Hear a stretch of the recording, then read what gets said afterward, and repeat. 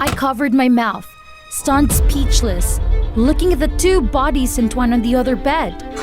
One is my boyfriend and one is my best friend. I felt that my world started crashing down.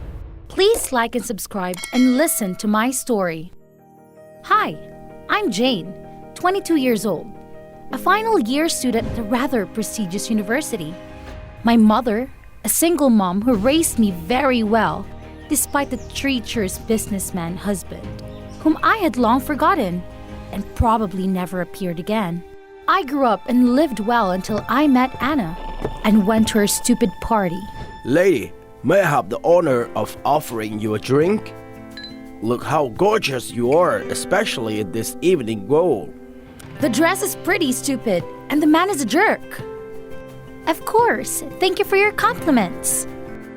I met Tom here with a bland lemon cocktail. To be honest, I was a bit smitten with his manners. Okay, a lot. Tom wasn't very handsome, at least for my taste, but his manly behavior was far different from other boys his age. Moreover, to be honest, his voice is super good. He also seemed to be impressed with me, obviously, because I was beautiful. This is the truth. I am conscious of my own appearance.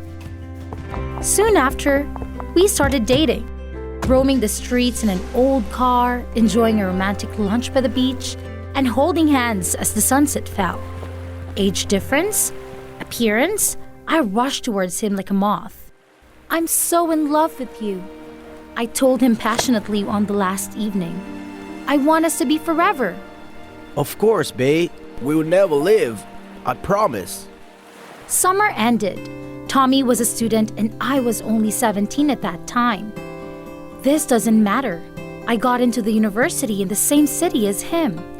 It even seemed so great that I began to dream about the house and the children. When I got the admission letter, he wanted me to move in with him, almost forced. You should listen to me. You are too young, and I've been through a lot. Jane, don't be so childish. I just want the best for you. He couldn't stop babbling, threatening, jealous, and even manipulating, making me feel guilty. I know that, Tom, but I can't. I want to be independent. Luckily, I refused, persisting to the end. The reason was that even in the same city, the distance was still too far. Besides, learning from my mother's marriage, I can't confidently rely on men anymore. After all, I was still more obsessed with happiness breaking down than I thought. He gave up, and I breathed a sigh of relief. Anyway, I still love him very much. College life was kind of fun. Maybe because my life went off without a hitch. God decided to send a jinx to beat me up. Gerald is a native German, which could be seen not only in his appearance, but also in his excessively heavy and deep voice. And no matter how handsome he was, I admit, extremely attractive otherwise. With his rough treatment on his first day of school, he was officially negative in my eyes. Excuse me? I replied with a bit of confusion anyway.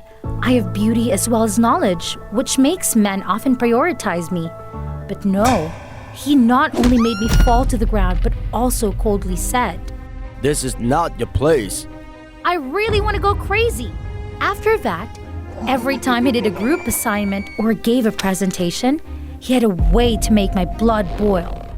Ironically, when I was second year, he even showed up at the cafe shop where I work part-time. I was so upset that I wanted to quit my job. But then, thinking about the high salary and the lovely hostess, I finally endured.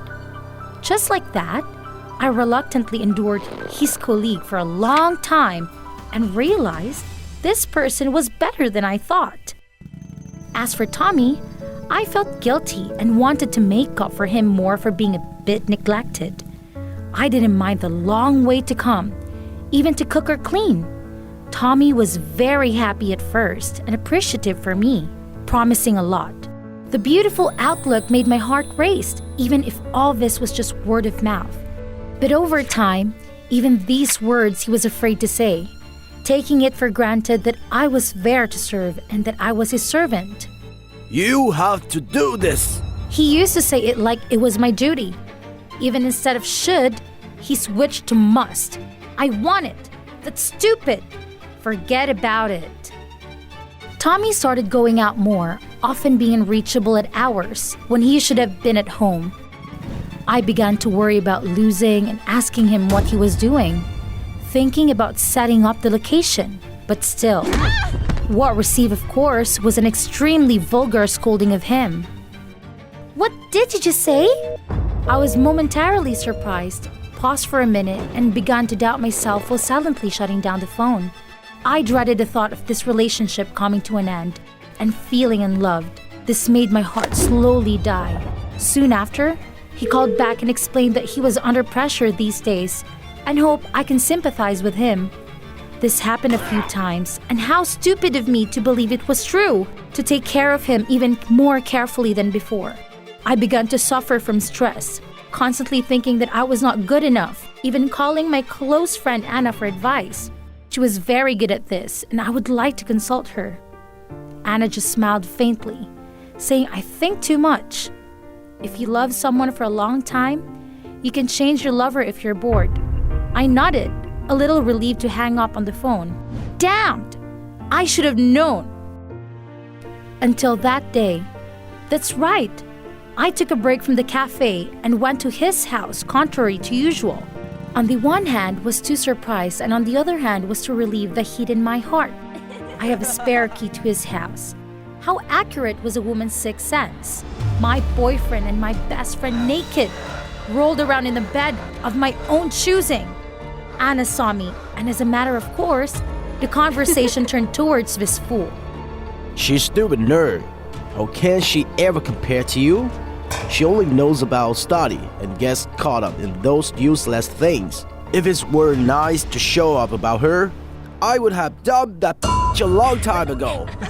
That's exactly what came off my 5-year boyfriend talking to the person I considered to be my best friend in life. And from what I could see, he had cheated on me so many times, with countless people. I really was a stupid potato. I staggered back, running out of the apartment. No matter where I was going, I wandered the streets, tears streaming down my face. I picked up the phone and wanted to call my mom, but immediately regretted it. Calling mom to make her worry more or whatever, it was useless. It's just that right now, I needed a place to gnaw the pain. My cell phone vibrated. I opened it and found it wasn't my mother. The reflex wanted to turn off. But why the hell click on receive? The phone rang with a grumpy voice. Where are you? Nothing. Leave me alone. Hey, don't like that. Hey, Jen! I finally couldn't hold back, bursting while I was on the phone. Gerald was very patient again, listening to me for half an hour. He even been able to find me. Luckily, it was not too dark yet, and I was not dragging stupid things appearing before he arrived. Gerald found me, sighed, wrapped his shirt over my head, covering my puffy face, and led me to his house. Thinking back to that time, I really was crazy, running to the opponent's house. Yes, I've always considered him a formidable enemy, and staying there all night, crying to the point of confusion. The next morning, when I woke up, Gerald didn't ask anything, just handed me a glass of water and told me to call my mom back. I resisted, but in the end, I still picked up the phone, holding back my tears, and called my mom. Mom, I miss you so much. I want to go home. Mother noticed something and must have been very worried, but she had always raised me to be independent. She only comforted me with a few words, saying that when you are sad, go home. I said yes, hung up the phone, and cried again. That jerk was probably still asleep and didn't even give me a call. As for Anna, forget about it. She should be out of my life now and forever. I immediately pulled those two brats into the blacklist, deleted all contact methods, and got up to leave. Gerald didn't stop me. He just took his coat and said, I'll take you home. I just nodded, strongly refused, and was brought back to the inn by him. Strangely, I never told you about my house. I asked the manager. Thank you, Gerald. I have never been so grateful for Gerald's character as I am now. even though I hated it before. He didn't ask anything, just took me home, then left. I sat there alone, tears welling up in my eyes. Lifting his head, he didn't expect him to be standing there ever since.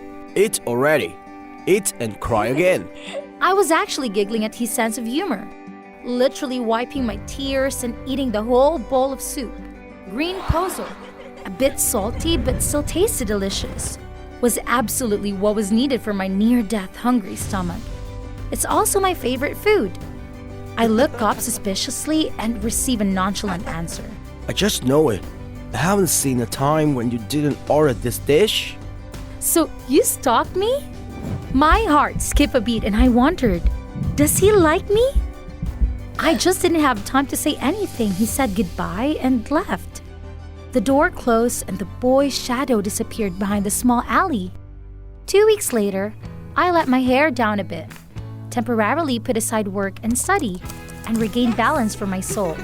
Gerald showed up every 2 days, didn't say much, just left his stuff and leave. He seemed to be afraid that I would starve to death, bringing a lot of food and drink. And it's always something I like. It's really hard for me not to be overthinking. My boyfriend, or should I call now my ex, finally remembered my existence. It's just all the social media are blocked. He didn't know my current address. It's hilarious. His girlfriend moved out. He didn't help, nor did he open his mouth to ask. I finally came to my senses, starting to get things back on track. I didn't know how to thank Gerald. His tenderness saved my soul. Now that I had to quit my job and my studies were over, I really didn't know how to repay him. Fortunately, Gerald and I seemed to have become close friends. He often visited me, had dinner together, and even went on trips with me, climbing mountains and doing a lot of interesting things.